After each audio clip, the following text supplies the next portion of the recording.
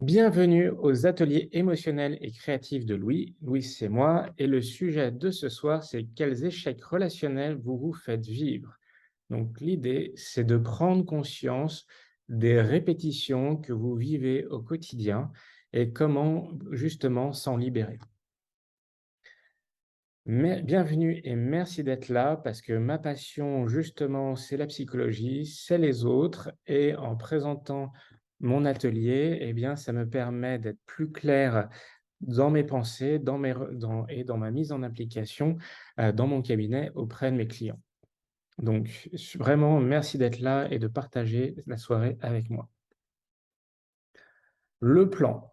Donc, donc nous sommes au plan, je vais me présenter, puis je vais vous montrer qu'est-ce qui nous fait créer. Nous allons voir l'exercice de la page blanche, prendre une prise de conscience, l'exercice de transformation pour prendre rendez-vous avec soi, puis échanger. Donc, qui je suis? Donc, Louis Mazurel, je suis thérapeute intégratif. Mon cabinet est sur Paris 9e et sur Zoom pour toute la France, Lune et Mars.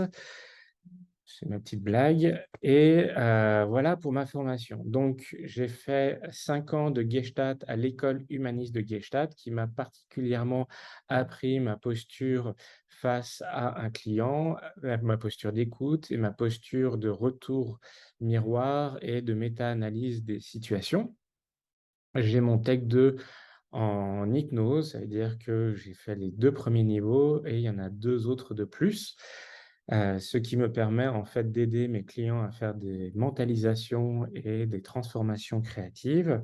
J'ai mon week-end plus 2, enfin mes 3 premiers week-ends en communication non violente, ce qui m'a permis de mieux voir les besoins et les émotions. J'ai pas mal étudié les TCC à force de lecture. J'ai, étudié l'EMDR et moi-même, après avoir fait 10 ans de PNL qui m'a servi à rien, puis 8 ans de Gestalt, mais est-ce que c'est parce que j'étais en formation et en thérapie en même temps? Est-ce que c'est la thérapie ou la formation? Je ne saurais jamais. Et là, ça fait 7 sessions que je fais en EMDR et c'est transformationnel parce que en fait, il y a vraiment ce côté libération émotionnelle et la Gestalt met un peu plus de temps. Attention, le EMDR ne marche avec les gens que s'ils sont en contact émotionnel avec eux-mêmes. Et l'EFT, en fait, c'est un EMDR, mais qui ne dit pas son nom.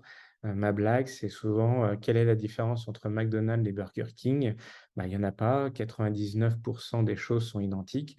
La seule différence, c'est le goût et la marque. Et ben, entre l'EMDR et l'EFT, c'est à peu près la même chose. Hop, voilà. Donc, ce qui nous permet de créer notre vie. En fait, la thérapie et les exercices thérapeutiques ou le coaching permettent d'augmenter l'espace de choix de vie que nous avons actuellement. Pourquoi? Parce que souvent les clients quand ils arrivent chez moi, ils sont bloqués. Ils me disent: «Je suis saturé, je comprends pas, je vis toujours la même chose» et donc quand ils viennent en cabinet ou comme on va faire ça ce soir en atelier, eh bien ils prennent le temps de revenir sur leurs actions, d'être en présence, en spectateur, neutre de comment ils vivent, quelles sont leurs relations avec eux-mêmes et avec les autres. Donc on va décomposer justement toutes ces actions. Derrière ces actions, eh bien, ça crée des émotions. Les émotions ne sont ni bien ni mal, elles sont juste agréables ou désagréables et surtout ce sont des messagères qu'il faut accueillir avec bienveillance parce qu'elles nous indiquent si on est bien positionné avec nous-mêmes ou pas dans notre vie et avec les autres. Et donc ressentir quoi? Et si les émotions, ce sont des messagères, eh bien, en fait, ce sont les messagères de nos besoins. Les besoins, c'est de liberté, d'échange, de créativité. Et quand on prend conscience de ça, eh bien, on peut aller voir le pourquoi on a besoin de cela. Et en fait, en faisant toutes ces étapes d'action, émotion, besoin, petit à petit, on se dit, bah, la prochaine fois, je veux mettre plus de ce besoin-là, je vais faire un tout petit pas différent dans mes relations avec moi et avec les autres. Et en fait, moi, je dis souvent que je suis un entraîneur des émotions de mes clients pour qu'ils apprennent à écouter leurs émotions, pour que dans leurs émotions, ils prennent conscience du besoin caché et qu'ils puissent changer leurs actions. Et en fait, autour de vous, vous avez à peu près 3 groupes. Vous avez 20 de personnes toxiques à négatives, 50 neutres et à peu près 30 de gens positifs, voire vraiment amicaux avec vous. Et donc, si vous changez votre posture à vous-même, si vous changez vos émotions à vous-même, si vous changez vos habitudes à vous-même, eh bien, les gens positifs, ils seront très contents en disant: «Ah, j'ai l'impression que tu vas mieux, que tu es plus heureux, plus heureuse et donc j'ai encore plus envie de profiter de notre lien amical, relationnel, professionnel». Dans les 50, eh bien, il y a des gens qui vont dire: «Ah tiens, je voyais cette personne-là, j'hésitais à venir vers elle, mais tiens, maintenant qu'elle est plus positive ou qu'elle a changé d'opinion, j'ai envie de lui faire signe et de lui dire que peut-être que je pourrais être une relation ou son ami, voire son partenaire». Et et souvent, en fait, dans ma clientèle, les gens sont surpris parce que, ils ne s'attendaient pas à que cette personne-là soit, en fait, observatrice, voire amicale avec elle. Parce que leur radar émotionnel, leurs habitudes de regarder émotionnellement la réalité, fait qu'elles ne voyaient pas cette relation qui devient de plus en plus positive avec elle. Et pour les gens négatifs, voire toxiques, eh bien, vu que vous ne réagissez plus de la même manière, eh bien, ils ne peuvent plus agir de la même manière avec eux, avec vous. Soit ils vont utiliser une autre stratégie, soit ils se disent: «Tiens, avec lui, mon jeu de bourreau-victime ne marche plus» ou «Mon jeu de bourreau-sauveur-victime», le triangle de Karpman, ne marche plus. Et donc, bah, je vais me trouver une nouvelle personne où je vais pouvoir recommencer mon cycle de bourreau, victime, sauveur. Et donc, en fait, les gens, quand ils prennent conscience de ça, souvent, ils perdent des relations pour avoir de la place et faire rentrer des nouvelles relations entre elles. Et je voulais vous dire un truc, heu heu, c'est, l'idée, c'est, heu qu'ils vont pouvoir, en fait, faire de la place pour les autres et ce soir, en fait, vous allez pouvoir prendre conscience de ça. Merci Lizzie pour, votre question. Pouvez-vous expliquer brièvement les sigles? Que signifie thérapie intégrative? Alors les sigles, Lizzie, je vais vous laisser, regarder parce qu'il y en a beaucoup. heu Faire vos propres recherches.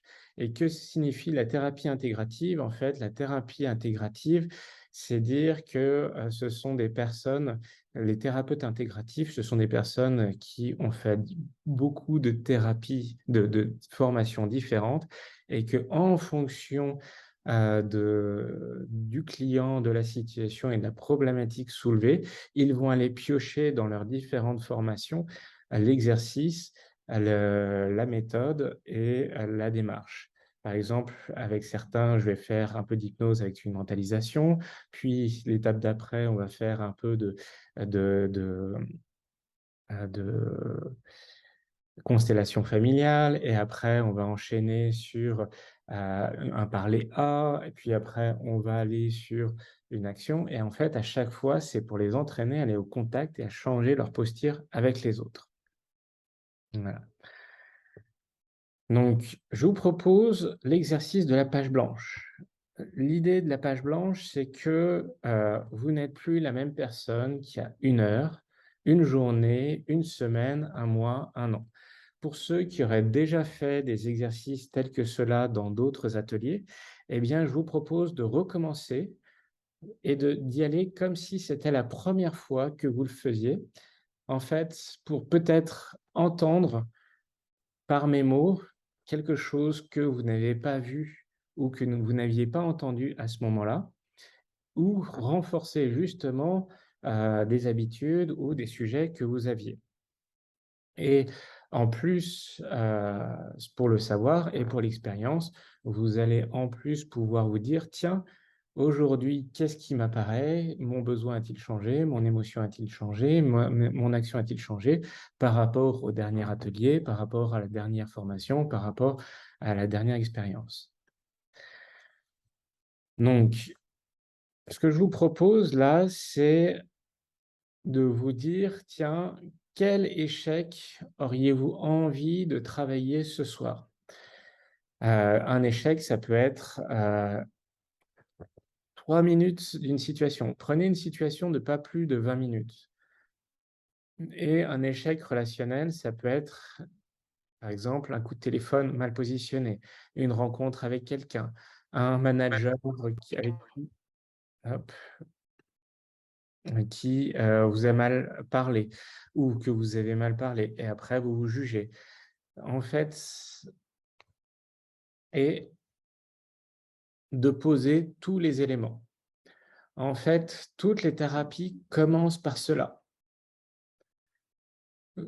On peut pas prendre toute une histoire toute la vie d'une personne. On change petit à petit des habitudes. Donc là, quel est le dernier échec ou un échec qui s'est passé cette semaine ou la semaine dernière et qui vous vient spontanément en tête? En fait, si ça vous vient spontanément en tête, c'est que ça vous a marqué émotionnellement. Un peu comme Lizzie qui me disait: «Mais pourquoi parler d'échec?» Parce que en fait, en lisant le mot «échec», ça vous a interpellé. Et bien là, quand vous pensez à un échec, à un raté, à une situation qui ne vous a pas plu, eh bien, posez tous les éléments. C'était où? À quel moment? Il y avait qui dans la scène? Vous, avec vous-même ou vous avec les autres? Comment ça s'est passé? Et soyez en fait un spectateur neutre. Eh bien, un tel a dit ça ou a fait ça, puis un tel a dit ça ou a fait ça. Et écrivez étape après étape qu'est-ce qui s'est passé, quelles paroles ont été échangées, même si ce ne sont pas exactement les mêmes paroles, essayez quand même de voir euh, quelles sont les paroles qui vous reviennent.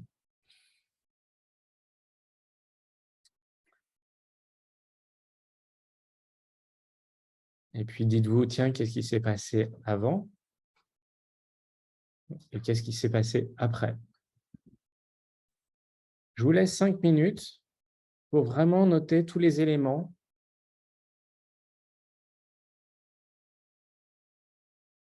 tout ce qui s'est dit.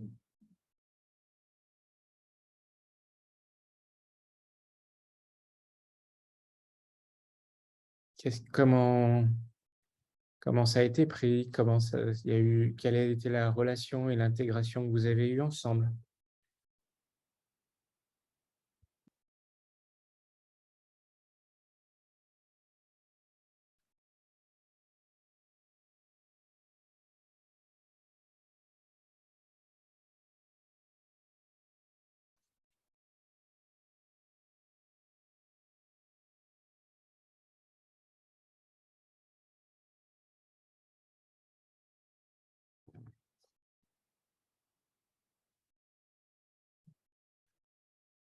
Et si vous avez des questions, n'hésitez pas à les mettre dans la partie. Allez-y pour les mettre dans la partie discutée.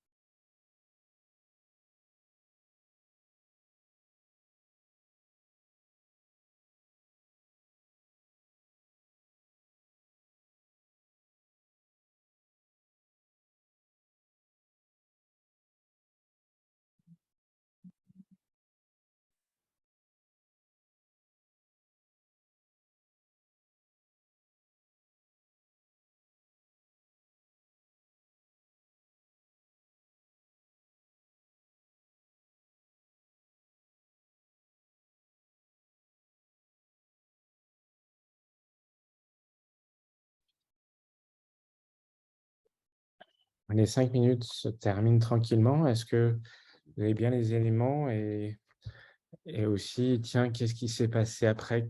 Comment vous êtes pensé? Comment vous êtes jugé?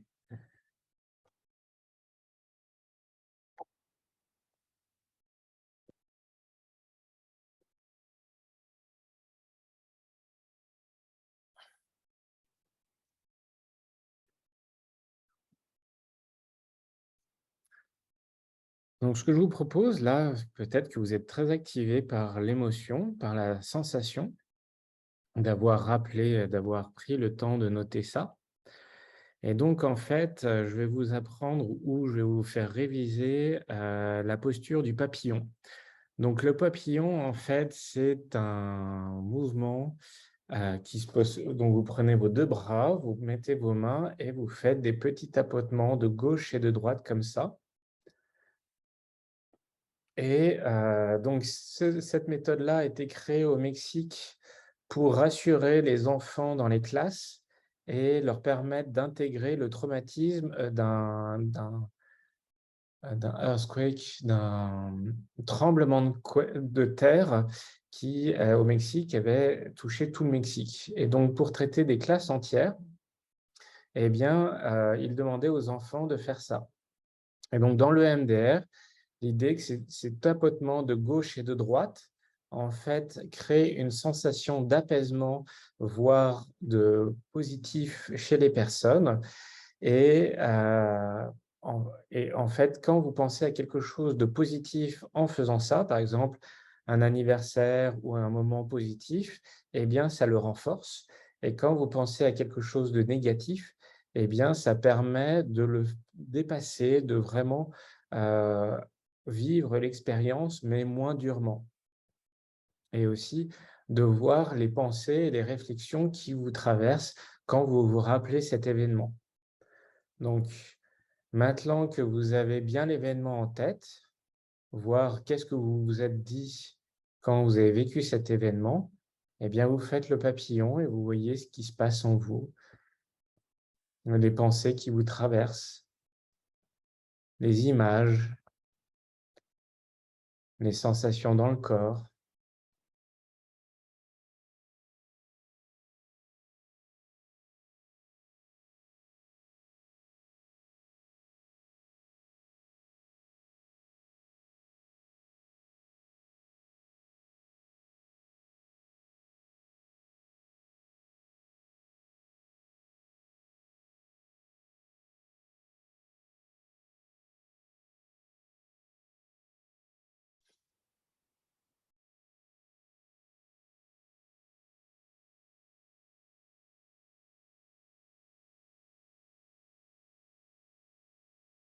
Certaines personnes peuvent voir apparaître des tensions.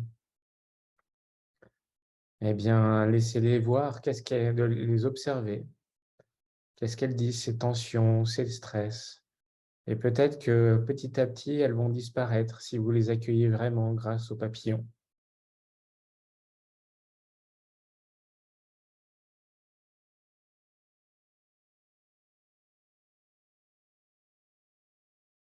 Vraiment, faites un tour de votre corps. Tiens, qu'est-ce que je sens dans mes pieds, dans mes mollets, dans mes cuisses, dans mon ventre, dans mon torse, dans ma tête, dans mes bras? Est-ce qu'il y a une sensation, un mouvement qui se crée? Et aussi cette situation difficile que j'ai bien remémorée. Maintenant, quelle est l'émotion que je ressens quand je la remémore, cette situation compliquée? Qu'est-ce que je me dis en voyant cette situation?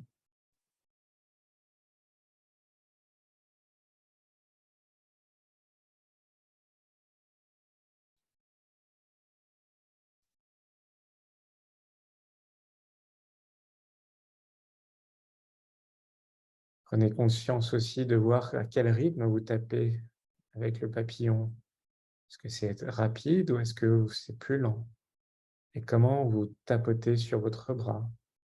Est-ce que c'est plutôt généreux ou est-ce que c'est plutôt dur? Et voyez comment, en fait, vous vous reliez à vous-même, à votre corps, à cet instant présent, par le papillon, et voir que l'événement du passé, eh bien, est doucement accueilli.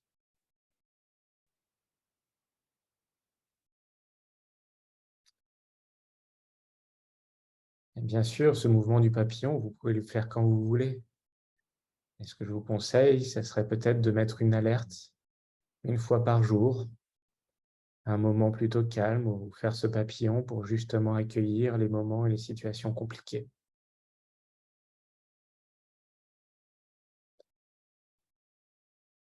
Ah, ben moi, je me sens plus détendu. C'est comme s'il y avait eu du Perrier qui était passé dans mon cerveau. Ça fait plein de bulles. Et vous, qu'est-ce que ça vous a fait de faire ça?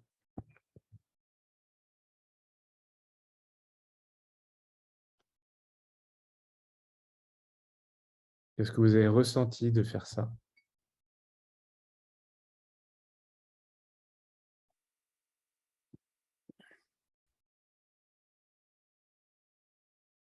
Notez-le sur votre papier ou dans la partie discuter.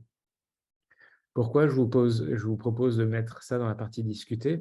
Parce qu'en fait, vous vous validez face au groupe, vous assumez votre parole, vous renforcez les sensations et ce que vous pensez de vous-même, parce que face au groupe et le dire clairement face au groupe fait que, en fait, vous vous sentez validé et votre pensée et votre ressenti est vrai. Catherine, ça me rassure. Super.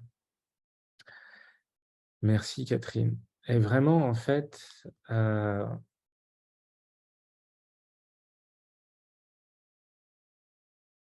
groupe sert à ça, à se soutenir.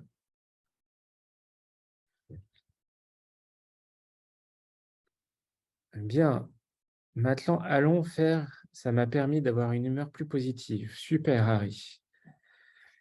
Voilà, je ne sais pas pourquoi ça fonctionne. Pour l'instant, je pourrais vous il y a des vidéos qui n'arrivent pas à expliquer, mais la plupart des gens disent que quand ils font ça, ils se ressentent plus détendus, et plus heureux, plus en contact d'eux. Lizzie, larmes aux yeux sur la fin. Est-ce que c'était plutôt agréable ou désagréable? Constance, moi, ça m'a fait pleurer. D'accord, eh bien, il y avait sans doute quelque chose à libérer et avoir pris le temps, vous voyez, de vous connecter à vous-même avait permis de libérer cette tension, cette émotion qui vous a fait pleurer. Et c'est ça à quoi sert le papillon. Moi, je dirais qu'il y a un effet de mise en posture, de conditionnement, parce que je vous préviens ce qui va se passer, je vous explique comment le faire, je vous préconditionne et c'est un peu de l'hypnose et en faisant ça, en fait, vous êtes en présence permanente avec vous-même, avec les tapotements, qui fait que ça crée une sensation peut-être de l'enfance où les parents tapotaient sur l'enfant et donc de réassurance, de confiance et ça libère. Voilà. Donc Lizzie et Constance, n'hésitez pas allez-y, écrivez ce qui vous a traversé, la pensée, la réflexion, de cette situation. Et ce que je vous propose, en fait, c'est, de faire le journal des 10 et de voir, en fait, là, vous voyez, dans l'expérience que vous avez vécue, eh bien, ce sont les déclencheurs de 10 les déclencheurs, mais les déclencheurs, ça peut créer des images, des pensées, des réflexions, donc des cognitions. Ces cognitions vont amener à des émotions et le SUD, en fait, c'est un acronyme pour noter la sensation, que l'on a de vivre ça. Est-ce que 0, il n'y a aucune sensation, 10, c'est un maximum et vous êtes en PLS, en crise de stress et voilà. Donc, vous voyez que, faire cette expérience a déclenché des images et des pensées et des émotions et voir quand vous pensez à cette situation, avant et après, quelle note vous lui donneriez? Donc je vous laisse continuer à écrire, tiens, quelles sont les images qui m'ont traversé? Quelles sont les pensées qui m'ont traversé? Et quelles sont les émotions qui m'ont traversé? Donc je vous laisse 5 minutes, on va reprendre à 20h20 et je vais vous expliquer après pourquoi il faut faire ça. Pourquoi il est utile de faire ça. Pas il faut faire ça, mais ce que cela apporte d'écrire et de poser tout ce qui vous a traversé. Donc, et si vous avez des questions ou des demandes, continuez de me les poser dans la partie discuter.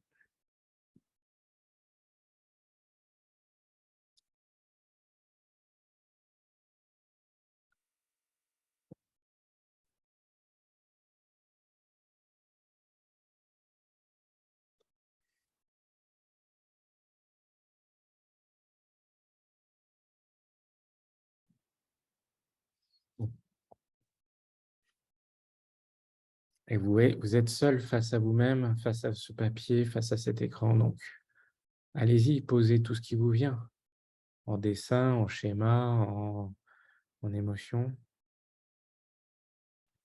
Ah oui, tu peux, vraiment marquer ce qui s'est passé dans les images, dans les cognitions avant et pendant, voire juste après. Vraiment toutes les étapes. Quand j'ai pensé à ça, avant de faire le papillon, j'ai eu ces images, ces pensées, ces émotions et après le papillon, ou pendant le papillon, quelles sont les images, les cognitions et les émotions qui me sont venues?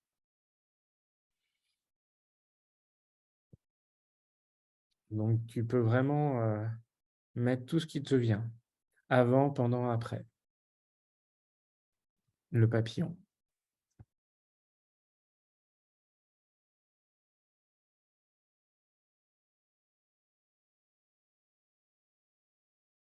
Merci d'avoir posé la question, Lydie, parce que c'est vrai que c'était pas clair à ce détail-là.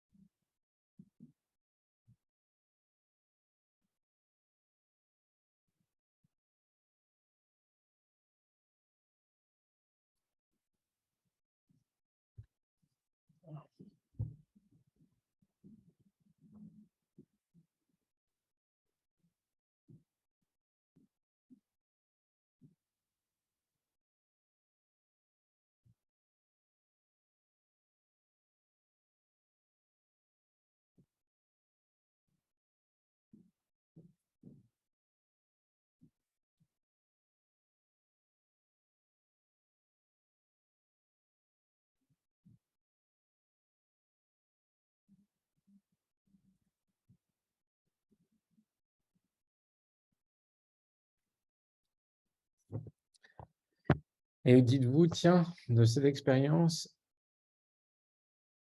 quand on enlève que c'est le manager, quand on enlève qu'il s'appelle Nicolas, quand on enlève que c'est sur tel dossier, quel est-ce que vous auriez un événement source qui peut être dans l'enfance, qui peut être à l'adolescence ou à l'adulte? Et l'idée, en fait, c'est que, ce moment source, eh bien, il y ait le même lien. C'est-à-dire, par exemple, le manager, c'est un lien d'autorité qui a une démarche spécifique envers vous et ça vous a beaucoup activé. Eh bien, quelle autorité a eu cette démarche avec vous dans votre enfance, votre adolescence ou peut-être adulte? Voilà. Voyez si cette expérience-là vous a fait penser à un événement passé.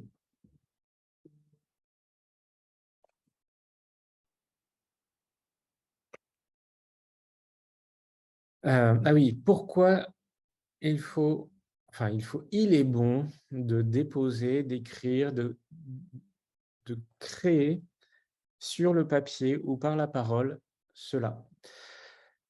En fait, la plupart des gens ont vécu une émotion et comme elle n'a pas été accueillie par les autres, eh bien, ils en ont eu honte d'avoir vécu cette émotion. Eh bien, même de la joie peut créer de la honte, même de la colère peut créer de la honte, même de la tristesse peut créer de la honte. Et donc, en fait, ils ont honte de le dire, ils ont honte de l'écrire, ils ont honte d'assumer, ce qu'ils ont vécu. Heu et en fait, ça tourne dans leur tête parce qu'ils ont honte de dire aux autres qu'ils ont vécu cette émotion et ils ont enfermé dans la honte, cette émotion et donc souvent, moi, je dis à mes clients: «Je suis une feuille de papier blanche. Je suis là et vous projetez vous créez par la parole et vous dites et vous déposez par la parole cette situation de honte et d'expérience sur moi». Et là, en fait, cette expérience que vous venez de vivre ou que vous avez vécue dans le passé, eh bien, là, vous l'avez concrétisée, matérialisée sur le papier, heu, en déposant tout ça. Et tout d'un coup, en fait, cette expérience qui vous tournait dans la tête, qui vous prenait de la place, qui vous prenait de l'énergie, parce qu'elle ressassait, elle revenait à des moments, désagréables en faisant vivre plus de désagréables, et bien là, en le déposant sur le papier, vous voyez qu'elle ne vous appartient plus. Que ça y est, elle est sur ce papier-là, elle est concrète, elle est réelle, elle est physique. Votre ressenti est réel puisque vous avez écrit sur le papier vos émotions, vos sensations, vos ressentis, vos images, vos pensées et vos liens que vous avez faits. Et en fait, en le posant sur le papier, vous pouvez commencer à vous dissocier de la victime et qui a vécu ça, de la situation, de vous dissocier de la honte et de l'émotion que quand vous avez vécu, cette expérience. Parce que ça y est, elle est à l'extérieur de vous, elle est sur ce papier. Comme quand mes clients sont dans mon cabinet, eh bien, ils déposent sur moi leur expérience. Bien sûr, en cabinet, c'est plus puissant parce qu'il y a une personne humaine en face, donc c'est plus efficient, mais ça peut très bien marcher, sur le papier. Vous pouvez très bien voir, les exercices de thérapie par l'écriture qui sont exactement la même chose. Les gens qui écrivent leur biographie, et bien, justement, ça leur permet de s'en libérer, de vivre ça différemment. Voilà. C'est pour cela que je vous ai laissé du temps pour que vous posiez par écrit ce que vous avez vécu, vos ressentis, vos pensées et vos images. Parce que tout d'un coup, regardez votre feuille, eh bien, vous sentez en regardant votre feuille que déjà cette situation qui était dans votre sac à dos, eh bien, vous l'avez déposée sur la feuille, donc vous allez pouvoir vous en libérer. Est-ce que vous ressentez ça suite à cet exercice?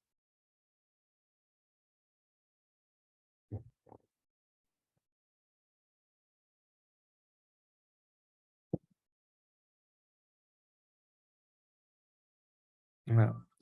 Donc maintenant, on va pouvoir faire des exercices de transformation. L'idée, c'est de changer. Changer la fin, changer la réflexion, et il y a plusieurs manières de changer. Désolé pour la police qui passe, qui bloque. Donc, comment changer? Si vous avez une petite voix obsédante qui vous dit: «Mais t'es nul, t'es nul, t'es nul, t'es nul», ou qu'elle vous dit: «C'est pas bien, tu pas dû faire ça». Bref, une petite voix à l'intérieur de vous qui vous obsède. Eh bien, en fait, vous voyez que cette petite voix, elle a un ton, elle a un rythme, elle a une tonalité, une émotion dans ce message. Eh bien, vous pouvez prendre cette petite voix et voir si vous lui donniez la voix d'Homère, si vous lui donniez la voix de Bob l'éponge, si vous l'accélériez, si vous la mettiez dans l'aigu ou si vous la mettiez dans les graves. Et en fait, l'objectif est de la rendre ridicule, la rendre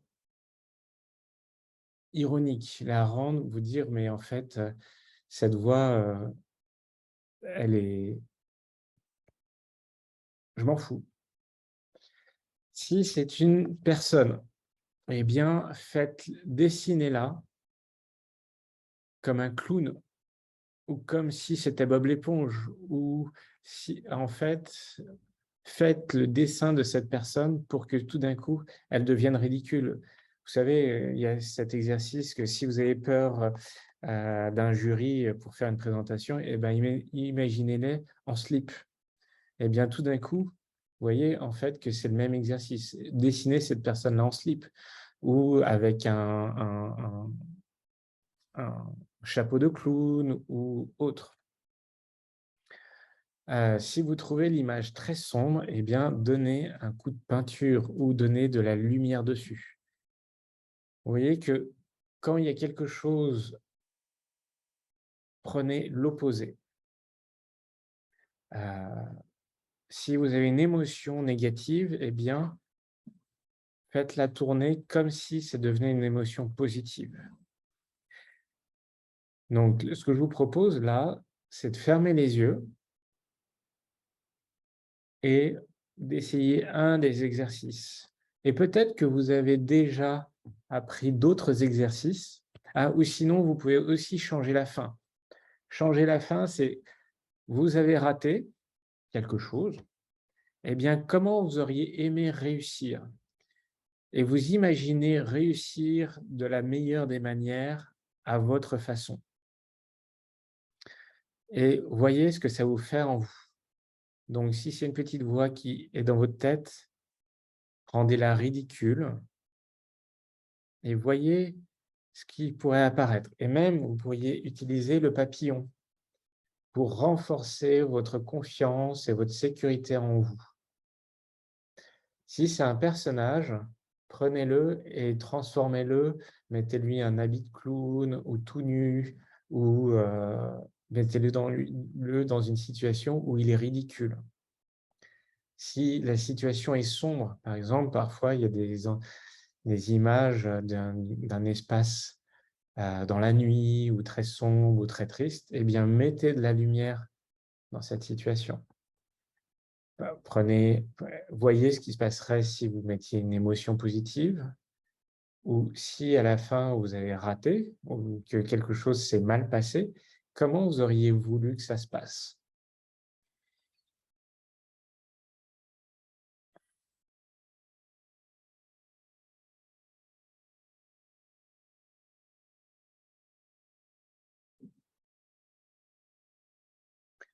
Et le papillon est là juste pour vous renforcer en vous mettant de la confiance et de la sécurité dans votre exercice. Voyez ce qui se passe en vous. Et si vous connaissez un autre exercice, testez-le avec le papillon.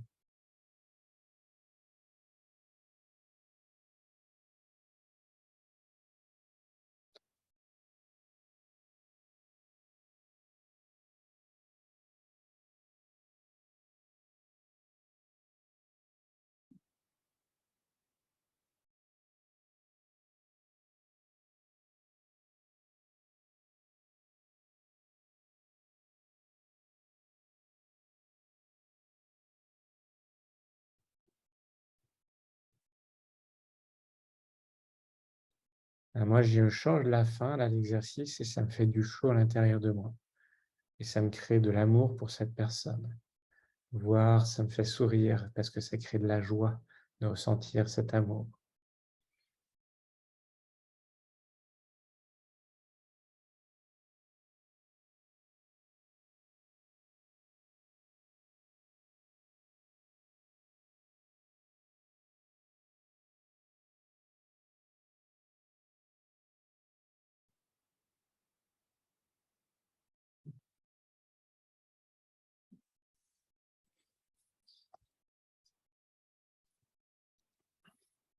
Continuez tant que vous sentez que ça a besoin de continuer.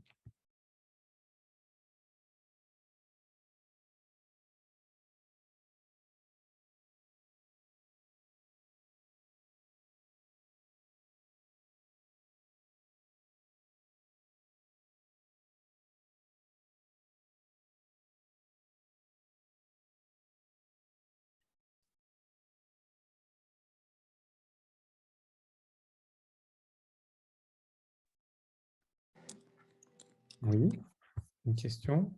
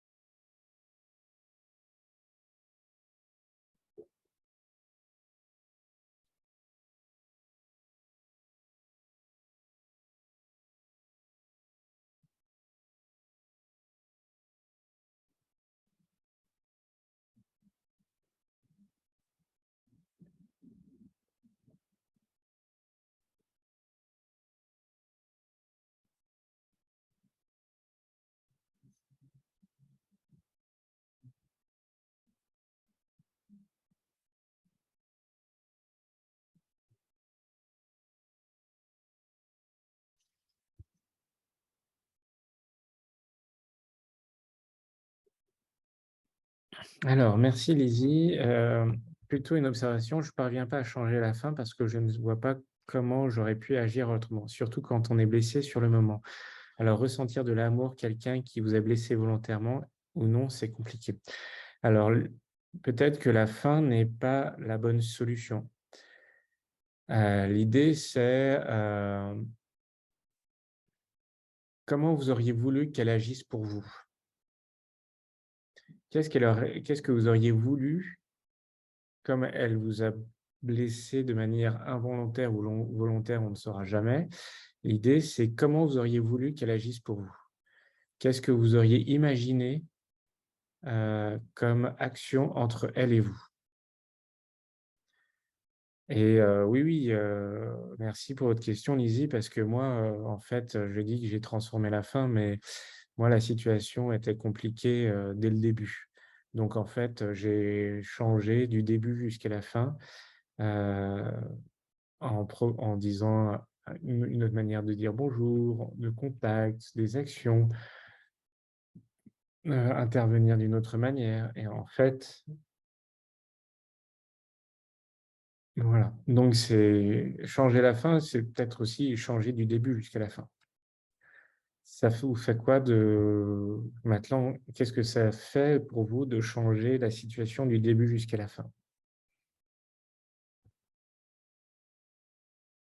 Et surtout, ça crée de l'amour pour moi, hein,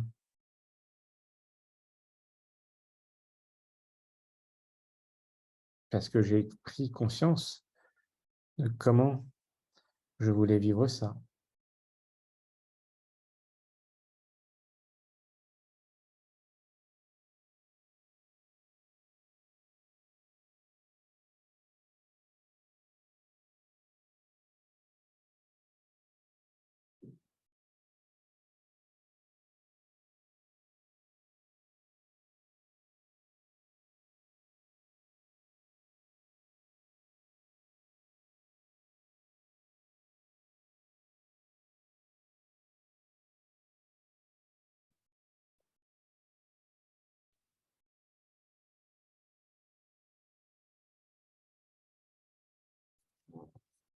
Parce que maintenant, Lizzie, qu'est-ce qui se passe pour vous d'imaginer du début jusqu'à la fin la situation que vous auriez aimé vivre?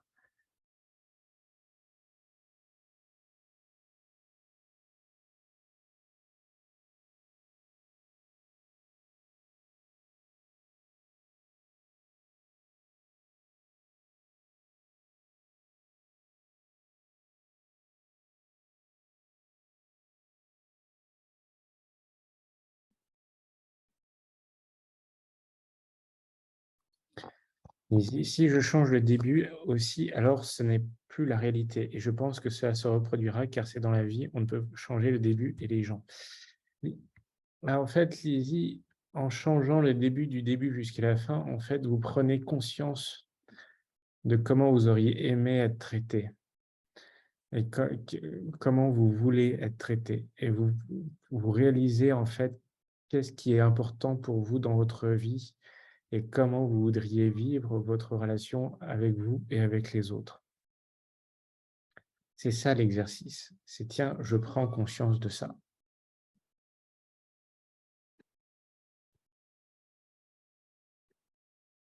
Donc maintenant, allons voir l'origine. Donc là, vous voyez, on a fait le présent. Et à la fin du tableau, je vous ai dit, est-ce qu'il y a un événement du passé qui vous est venu en tête? Donc là, en fait, on va se faire vivre un peu la même démarche.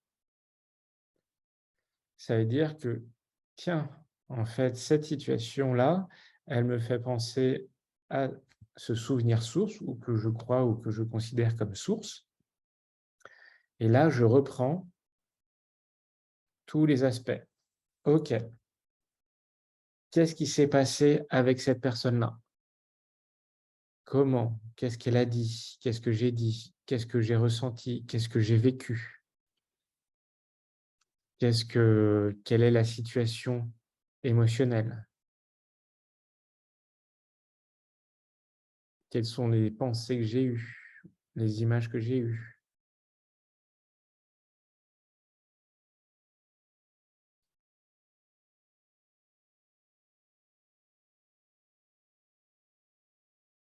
Donc je vous propose de réécrire en fait, vous savez quand de cette situation, où est-ce que c'était?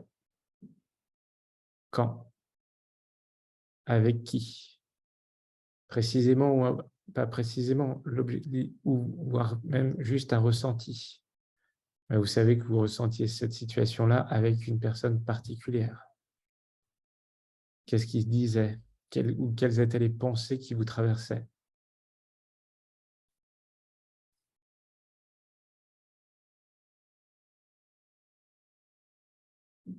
Et de voir en fait, sur une échelle de 0 à 10, quand vous ramenez dans cette situation, qu'est-ce que ça vous fait ressentir?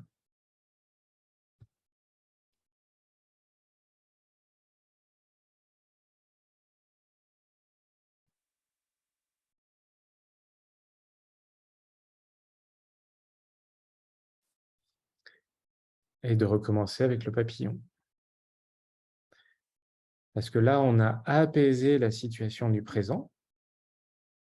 Maintenant, si on traite la la situation source, eh bien, en fait, on va se sentir assez confiant pour pouvoir affirmer ce qu'on a envie de dire, agir et installer. Ça va nettoyer l'origine source, le souvenir source, et donc on va pouvoir, ça va faire de la place à l'intérieur de nous, et donc on va pouvoir mettre une nouvelle habitude, une nouvelle réflexion, une nouvelle envie, une nouvelle action dans sa vie.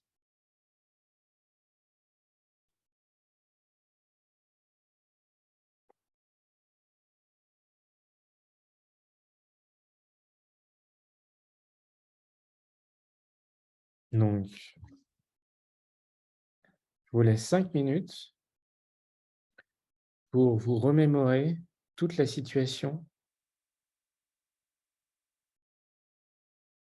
vécue. Et s'il y a des émotions agréables ou désagréables, eh bien, de les accueillir avec bienveillance parce que ce sont des émotions du passé et que si elles sont encore là, c'est que justement, elles ont besoin d'être accueillies pour être mieux comprises, mieux vécues.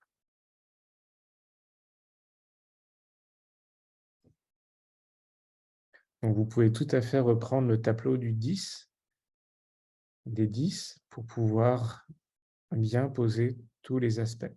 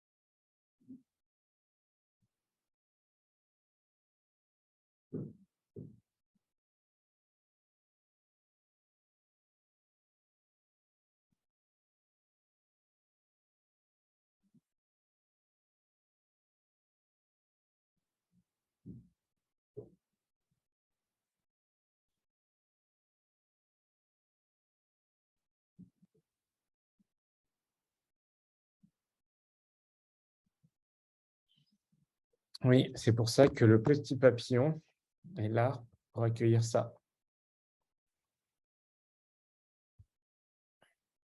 Donc, le papillon est là pour accueillir ça. J'entends que c'est hyper intense et en même temps, ça va vous aider à je dis pas que tout va être transformé ce soir, c'est pas miraculeux. L'idée, c'est de pouvoir traiter ça, commencer à l'accueillir, à le ressentir, à voir les pensées, les questions. Et donc, vous voyez que déjà, Constance, vous avez pu poser vos croyances, qu'on vous a gommées, pas entendues et que vous n'existiez pas. Et ça, les 3 phrases là que j'ai repris de votre petit texte, eh bien, on va pouvoir les transformer en positif. Donc c'est ça qui est intéressant, d'accueillir ces croyances qu'on vous a fait sentir pour pouvoir les transformer après. Et en même temps, de rester là en présence, pour vraiment nettoyer l'émotion en l'accueillant vraiment grâce au papillon. Et de voir ce qui vous passe par la tête en disant: «On a essayé de me gommer, on m'a fait sentir que je n'existais pas».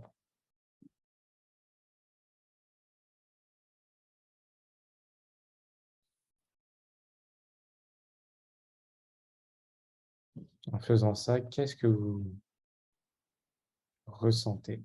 Qu'est-ce que vous vivez? Et s'il y a des pleurs qui viennent, c'est très bien.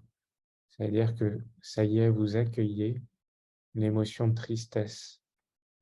Et c'est très bien pour une démarche d'accueil et d'acceptation. J'entends que c'est douloureux, que c'est puissant, que c'est fort en vous.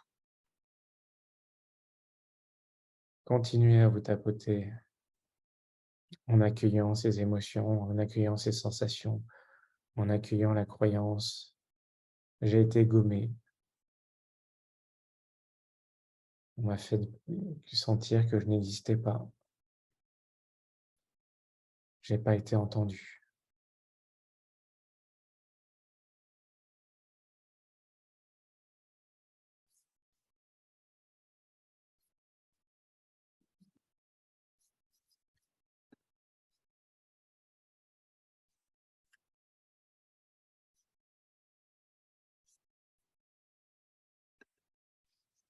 Donc en faisant ça, vraiment,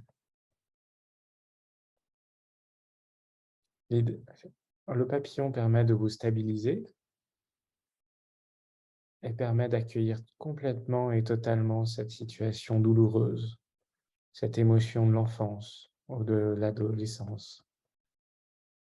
Parce que vous accueillez complètement cet enfant qui a besoin d'être entendu, comme quoi on lui a mis la croyance on l'avait gommé, qu'il n'existait pas et qu'il ne il n'était pas entendu.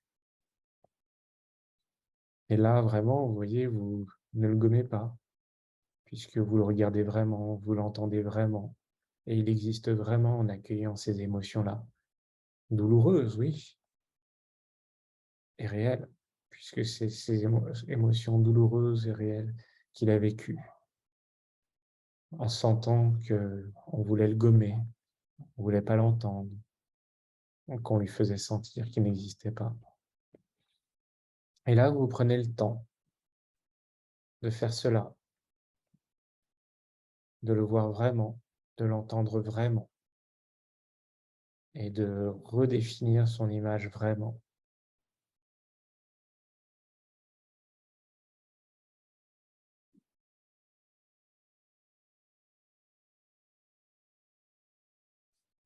Et vous l'accueillez vraiment.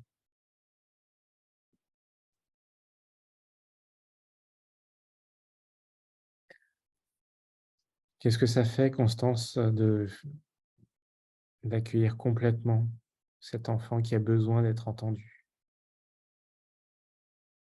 a besoin de sentir qu'il existe dans le regard de l'autre et que là, vous lui offrez en vivant cet atelier.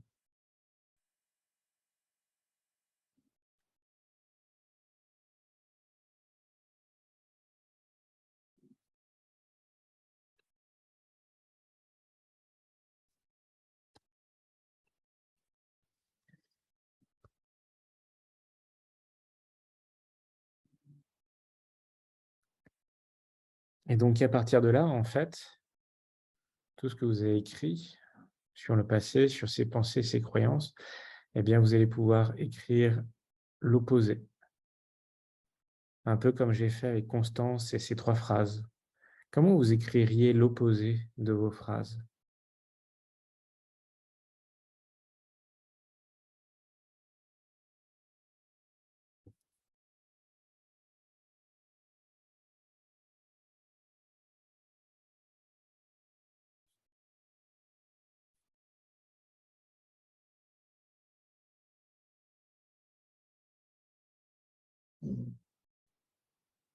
Est-ce que vous avez besoin de soutien ou d'écrire particulièrement vos phrases pour que je puisse vous aider à les rédiger à l'opposé? Impossible à trouver. Impossible à trouver quoi? Les phrases opposées? Alors, quel est l'opposé de gommer, Constance? Moi, ce qui me vient, c'est redessiner, écrire, c'est, heu, noter, c'est appuyer les contrastes, être présent.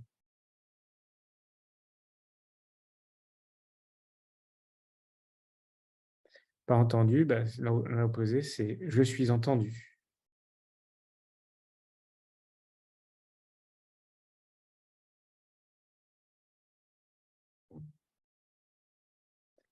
Et je n'existe pas, bah, si, j'existe vraiment.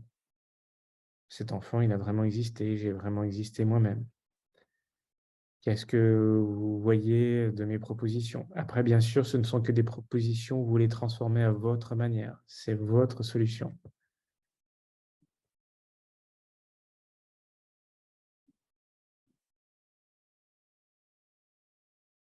Voilà, considérez, écoutez.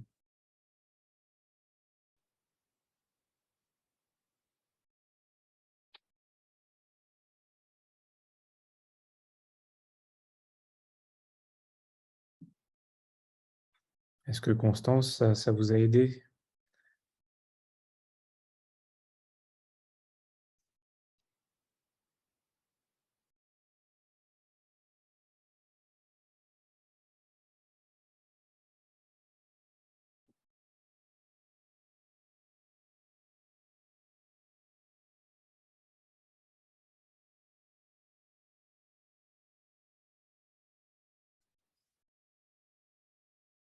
Et donc avec ces mots, comprise, voilà. Alors Constance, comment passer de l'un à l'autre? Ce n'est pas dans la réalité. En fait,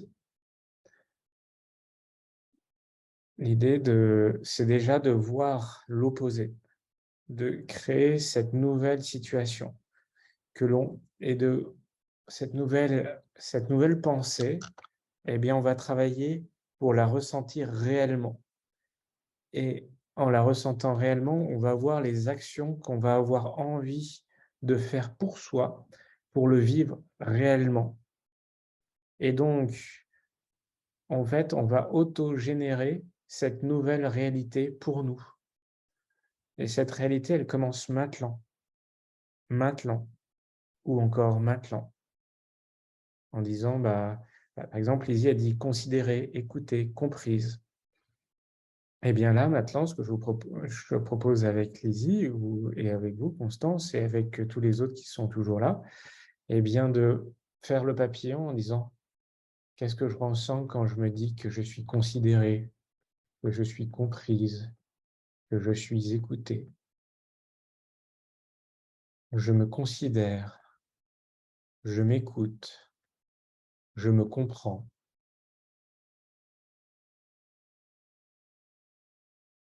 Ça me fait ressentir quoi de me répéter ces phrases-là, en me tapotant avec l'aide du papillon? Et comme vous avez pu le voir au début, c'est que quand on fait le papillon et que c'est positif pour nous, ça renforce le positif dans les sensations, dans notre corps.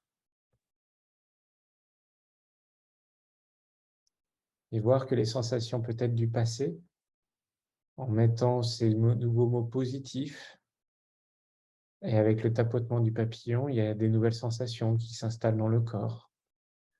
Et ces nouvelles sensations nous donnent envie de faire de nouvelles actions.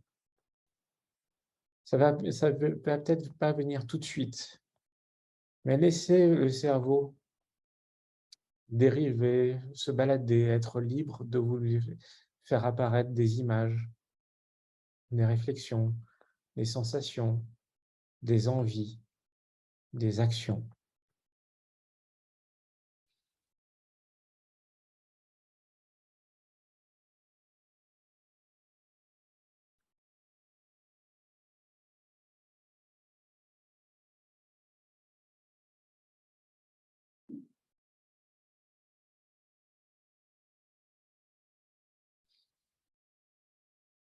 Moi, ça me fait une sensation chaude dans le ventre qui monte et une boule très chaude dans la gorge.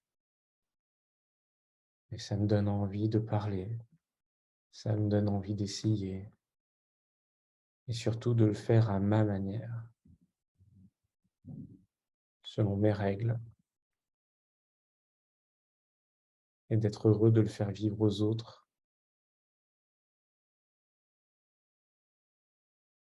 Comme là, je suis heureux de vous faire vivre cet atelier, parce que je vous le fais vivre à ma manière.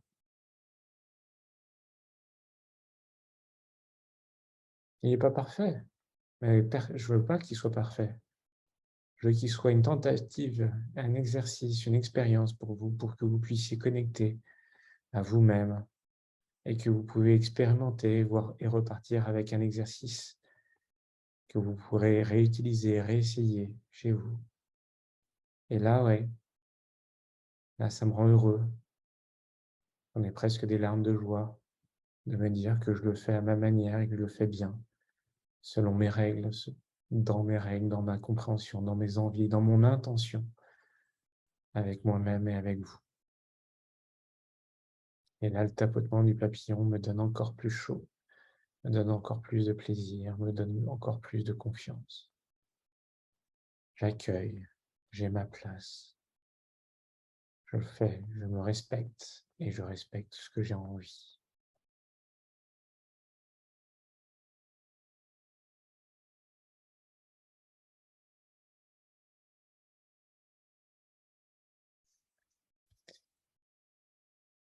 Super Lizzie, cela fait ressentir que l'on compte.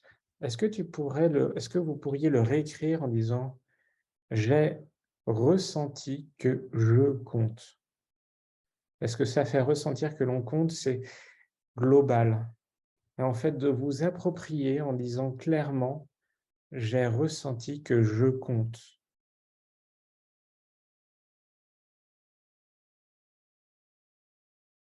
Parce que c'est vous qui êtes la plus importante pour vous-même, pour votre vie.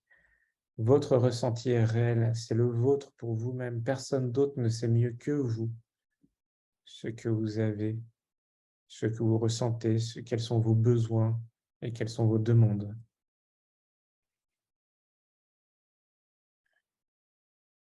Donc vraiment, ce que je vous propose, c'est de réécrire cette phrase en disant: «Je ressens que je compte» et de recommencer le papier en disant: «Je ressens que je compte, que je suis importante, que je suis considérée, que je suis écoutée, que je suis comprise. Et qu'est-ce que je pourrais faire pour le vivre?» Pas en allant vers l'autre personne en lui disant qu'elle vous a fait mal, mais pour le vivre pour vous-même. Une action que vous faites avec vous, pour vous-même. Ben voilà, Constance, en fait, mais le problème se pose avec l'extérieur, les autres, se faire comprendre. Pour l'instant, l'objectif de cet exercice, c'est de vous comprendre vous, de savoir vous ce que vous voulez pour vous-même et de trouver une solution pour vous-même, pour vous comprendre et vous le faire vivre pour vous. Les autres, on le verra à un autre moment, peut-être en thérapie, peut-être dans un autre exercice. Et vous voyez que déjà, appréciez ce qui apparaît pour vous. Et les autres, on verra après. Commencez par vous-même. Le plus important, c'est vous. Et les solutions apparaîtront. De nouvelles expériences apparaîtront. Des nouvelles suggestions apparaîtront. Commencez par ça. Le problème, c'est pas les autres, c'est déjà de résoudre le problème pour vous, avec vous, en vous accueillant, en transformant ce problème en solution, en un ressenti positif. Est-ce que vous comprenez ce que je vous dis? Ou est-ce que vous avez une autre question ou vous voulez que je précise?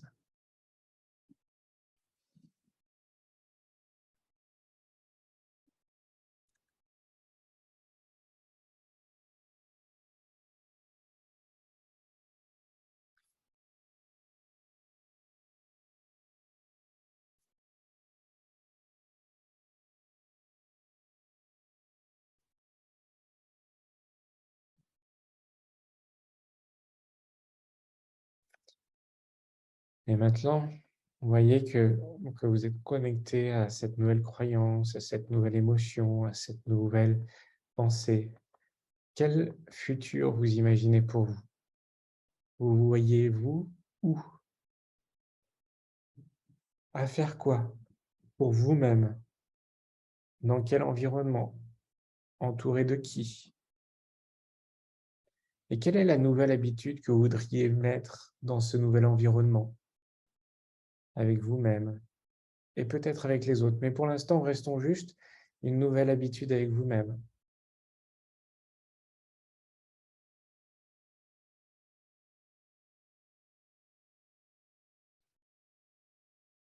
Eh bien, Constant, je vous propose de faire le papillon et de voir l'idée et de laisser le cerveau libre de vous faire apparaître des images, des réflexions, des actions, des envies, en vous répétant les mots que vous avez envie de vivre.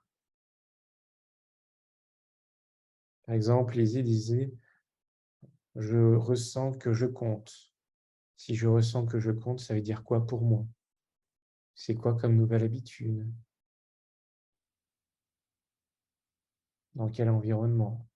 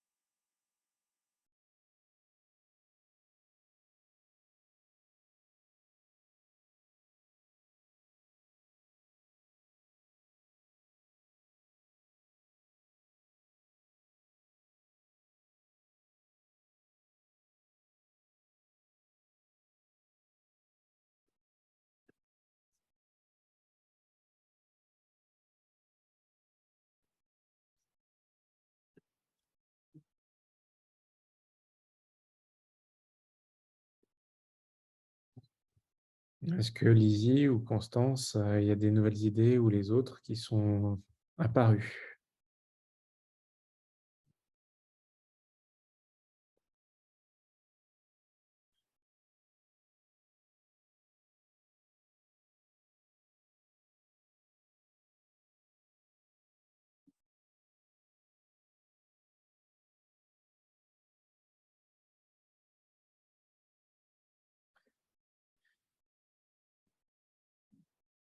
Et aussi maintenant, ce que je vous propose, c'est de vous dire: «Tiens, quel serait le TPPP?» Le tout premier plus petit pas possible.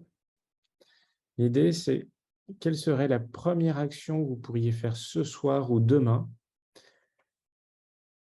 qui vous montrerait que vous êtes déjà dans cette nouvelle habitude?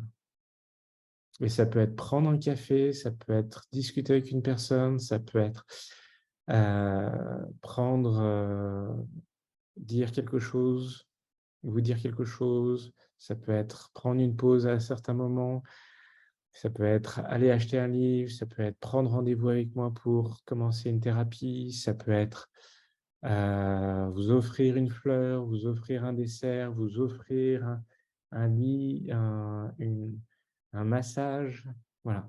Quelle serait la première action que vous pourriez faire pour vous faire ressentir que vous comptez, par exemple, pour Lizzie dans votre vie?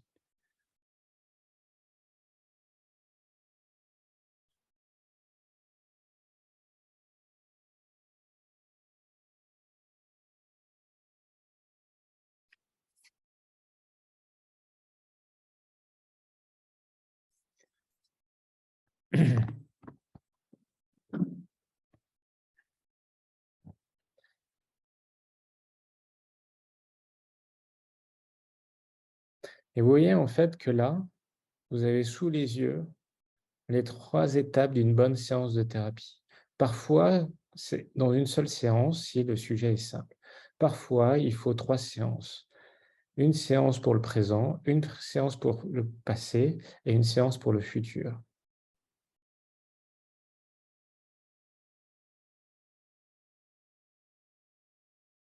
Je comprends Constance sur votre situation et je vois que vous êtes bloqué et donc là, le mieux, ça serait de demander de l'aide pour vous libérer par un soutien.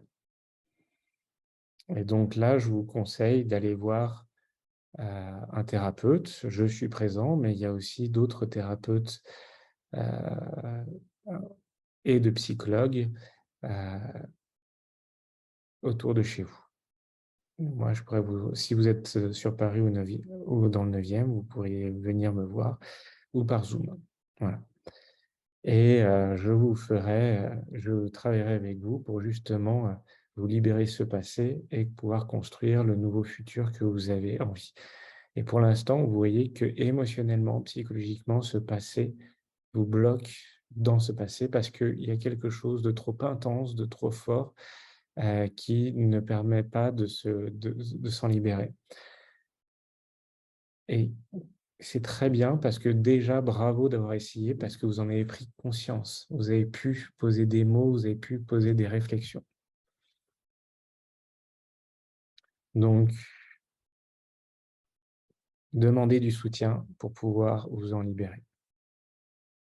Et allez et en fait, vous pouvez suivre une gestalt thérapie, vous pouvez suivre une thérapie de MDR, vous pouvez suivre une thérapie de FT, vous pouvez suivre une thérapie intégrative, qui vous permettront en fait d'aller plus loin, de vraiment dépasser ça.